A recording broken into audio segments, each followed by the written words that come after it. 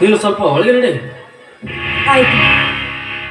ಹೇ ಸಿದ್ದನಗೌಡ, 3ನೇ ತಲೆಮಾರಿನ ಮಾಚಿಯವರ ತಾಯಿ ಒಬ್ಬರಾಗಿರುವಾಗ ಅಲ್ಲಿಂದ ಇಲ್ಲಿವರೆಗೆ ಹೇಗೆ ನಡೆದುಕೊಂಡು ಬಂದಿದ್ದಾರೋ ನಾವು ಹಾಗೆ ಹೋಗೋಣ.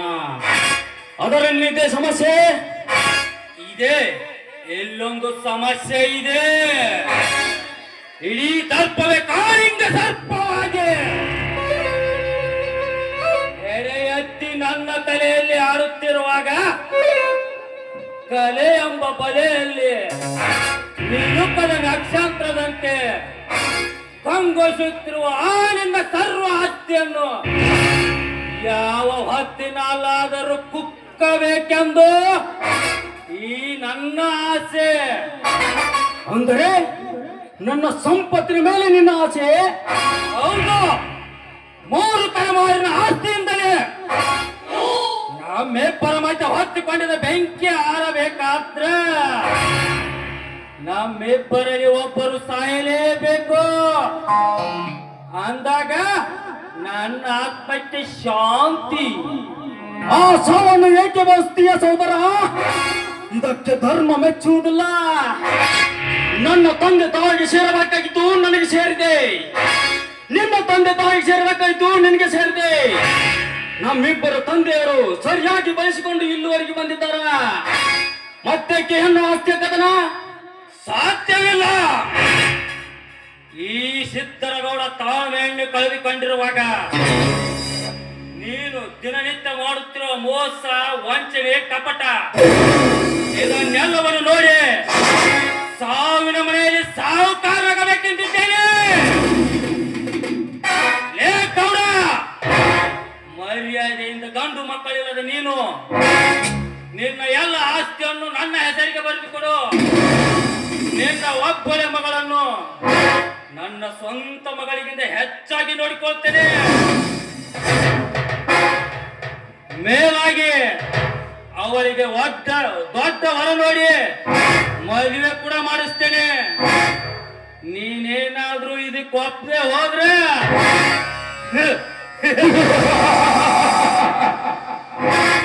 ಇಡೀ ನಿನ್ನ ಸರ್ವ ಆಸ್ತಿಗೆ ಬೆಂಕಿ ಹಚ್ಚಿ ಅದರಲ್ಲಿ ನಿನ್ನನ್ನು ಸೊಟ್ಟು ಹಾಕಿ ಆ ನಂತರ ನಿನ್ನ ಹೆಂಡತಿ ಚಂದುಳ್ಳ ಚಲುವಿ ಗಂಗಿ ಆ ಗಂಗಿಯ ಶೀಲ ಹರಣ ಮಾಡಿ ಬಿಡುತ್ತೇನೆ. ಯೋಚನೆ ಮಾಡಿ ನೋಡು. ಹೇಗೋಡ ಇನ್ನು ಬೆಳ್ಳುಡುಗರಂಗ ನಾಲ್ಗೆ ನೊಟ್ಟದಾಗೆ ಕತ್ತರಿಸಿ ಬಿಡ್ತದ. ನಮ್ಮೆಲ್ಲ ಆಸ್ತಿ ಪಡೆದರೇನು, ನಾವಿಬ್ಬರು ಕುಸ್ತಿ ಹಿಡಿದರೇನು, ಶಿಸ್ತಾಗಿ ತನ್ನ ಶೀಲವೇ ಮೇಲೆ ಎಂದು ತಲೆ ಎತ್ತಿ ಮಾಡುವ ಈ ನನ್ನ ಗೌಡ ಚಾಣಕ. ಶೀಲದ ಬಗ್ಗೆ ಮಾತಾಡ್ತೀಯಾ ನಾಲಾಯಕ? ಈ ಜಗತ್ತು ಹೇಳ್ತದ ಹೆಣ್ಣಿಗೆ ಶೀಲ ಸಿಂಗಾರ, ಗಂಡಿಗೆ ಬುದ್ಧಿ ಬಂಗಾರ ಎಂದು.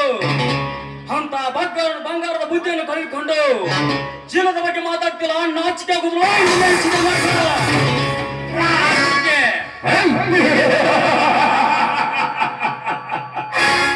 ನಾಚಿಕೆ ಎಂಬ 3 ಅಕ್ಷರದ ಅರ್ಥ ನಾ ತಿಳಿದುಕೊಂಡಿದ್ರ ಈ ಕಾರ್ಯಕ್ಕೆ ಕೈ ಹಾಕ್ತಾನೆ ಇರಲಿಲ್ಲ.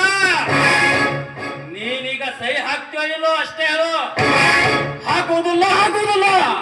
ಲೇ ಗೌಡ, ಹಾಗಾದರೆ ತೆಗೆದುಕೋ ಮಗನೇ ನನ್ನ ಮೊದಲನೇ ಬಹುಮಾನವನ್ನು.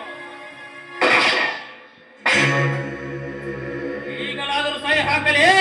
ಮೋಸ ಮಾಡಿದಲ್ಲಿ ಸಿದ್ಧ, ಮೋಸ ಮಾಡಿದೆ.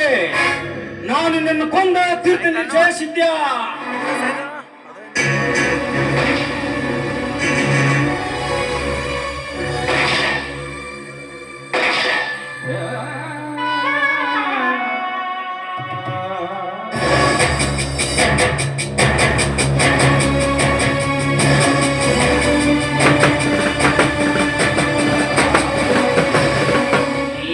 ಶಾಂತಗೌಡ,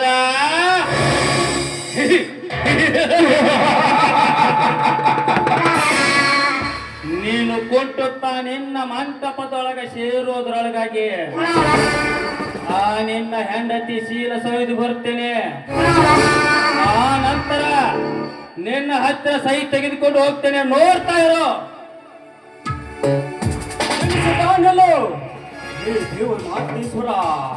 ನೀನೇ ಕಾಪಾಡಬೇಕು ತಂದೆ, ನೀನೇ ಕಾಪಾಡಬೇಕು.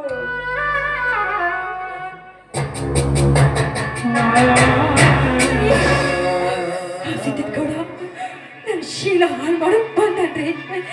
ಅವನ ಕಣ್ಣಿಗೆ ಖಾರ ಪುಡಿ ಹಾಕಿ ನಾನು ಹಾಗೆ ಓಡೋಡಿ ಬಂದೇನೆ, ಹಾಗೆ ಓಡೋಡಿ ಬಂದೆ. ಗಂಗಾ, ಎಂತ ಪರಿಸ್ಥಿತಿ ಸಿಲುಕಿದ್ದೇವೆ ನಾವು. ನಾನೀಗ ಅವನನ್ನು ಕೊಲ್ಲಬೇಕಂದ್ರ ನನ್ನ ಪಿಸ್ತೂಲನ್ನು ಕಸಿದುಕೊಂಡು ಹೋಗಿದ್ದಾನೆ ಗಂಗಾ, ನನ್ನ ಪಿಸ್ತೂಲನ್ನು ಈಗ ನಾನು ಏನು ಮಾಡಲಿ? ಯಾವುದು ಆಯುಧ ಹೇಳಲಿ? ಹೇಳು ಗಂಗಾ, ಹೇಳು.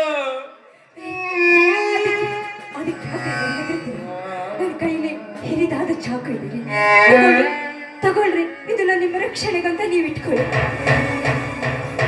ಗಂಗಾ, ನಾವೀಗ ಆತಂಕದ ಅಳಿವಿನ ಹಂಚಿನಲ್ಲಿ ಸಿಲುಕಿದ್ದೇವೆ. ನಿನಗೀಗ ಮಾನ ಮುಚ್ಚೋ ಪ್ರಾಣ ಮುಚ್ಚೋ ಹೇಳ ಗಂಗಾ. ಯಾಕಂದ್ರ ಹೆಣ್ಣಿಗೆ ಶೀಲ ಸಿಂಗಾರ, ಗಂಡಿಗೆ ಬುದ್ಧಿ ಬಂಗಾರವೆಂದು.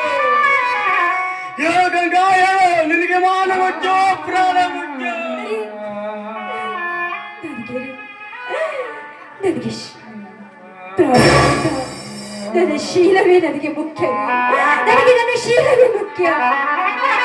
ಈ ಮಾತಿಗೊಮ್ಮೆ ಯಾವಾಗ್ಲೂ ಹೇಳ್ತಾ ಇರ್ತಿರಲ್ಲ, ಹೆಣ್ಣಿಗೆ ಶೀಲವೇ ಶೃಂಗಾರ, ಗಂಡಿಗೆ ಬುದ್ಧಿಯೇ ಬಂಗಾರ ಅಂತ. ನನಗೆ ನನ್ನ ಶೀಲವೇ ಮುಖ್ಯ, ನನ್ನ ಶೀಲವೇ ಮುಖ್ಯ. ಹಾಗಾದ್ರ ಈಗ ನಿನ್ನ ಪ್ರಾಣ ಹೋದ್ರ ಮಾನ ಉಳಿತದ, ಮಾನ ಹೋದ್ಮೇಲೆ ನಿನ್ನ ಪ್ರಾಣ ಹೋಗ್ತದ. ಅದಕ್ಕಾಗಿ ಸುತ್ತ ಹತ್ತೂರಿನಲ್ಲಿ ಈ ಸಾವುಕಾರನ ಮನೆತನದ ಕೀರ್ತಿ ಉಳಿಬೇಕಾದ್ರ, ಈ ಸಾವುಕಾರನ ಚಿಲಕದ ಹೆಸರು ಉಳಿಬೇಕಾದ್ರ ಗಂಗಾ ನೀನು ಸಾಯಲೇಬೇಕು ಕಣೆ, ಸಾಯಲೇಬೇಕು.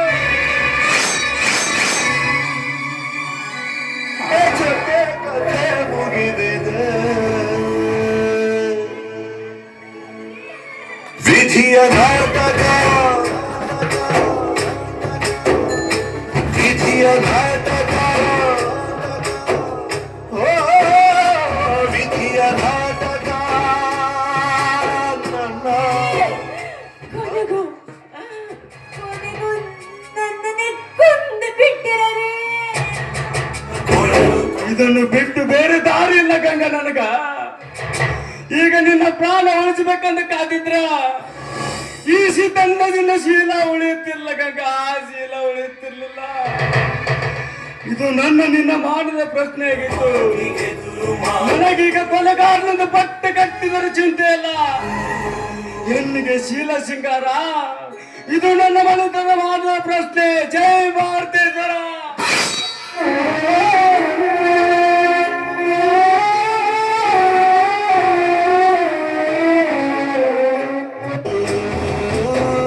ಸುರಿಯುವ ಕಣ್ಣೀರಲು ಮನಸ್ಸಿನ ನೋವಿದೆ, ಒಲವಿನ ಸಮಾಧಿಗೆ ಹೃದಯದ ರೂವಿದೆ. ಕೊನೆಯಾಗುತ್ತಿದೆ ಯಾತ್ರೆ, ಹೆಜ್ಜೆ ಇಡುವ ಮುನ್ನ ನಿಮ್ಮ ಪ್ರಾಣವನ್ನು ನೀವು ಕಳ್ಕೊಂಡ್ಬಿಟ್ರ ಮಗಳೇ.